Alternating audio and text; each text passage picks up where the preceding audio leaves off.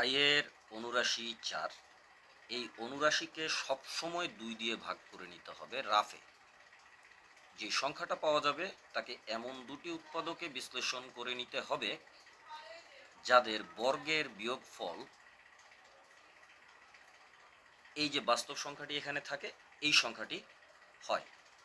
তো আমরা দেখতে পাচ্ছি 2 এর বর্গ এবং 1 এর বর্গের বিয়োগফল কিন্তু 3 হয়। এবার যদি এই বাস্তব সংখ্যাটির সামনে যোগবোধক চিহ্ন থাকে তাহলে এই সংখ্যা দুটির মধ্যে যেটি বড়, এখানে 2 বড়, সেটিকে সবার আগে লিখতে হবে।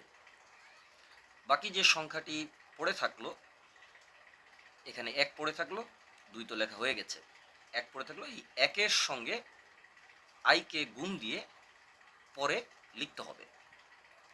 লিখলাম। এবার এখানে যে চিহ্নটি দেখা যাচ্ছে 3 এবং 4i এর মাঝখানে, বাস্তব পার্ট এবং কাল্পনিক পার্টের মাঝখানে যে চিহ্নটি দেখা যাচ্ছে সেই চিহ্নটিকে মাঝখানে বসিয়ে দিতে হবে। আমরা যে সংখ্যা দুটি লিখলাম তার মাঝখানে বসিয়ে দিতে হবে। হয়ে গেল বর্গমূল।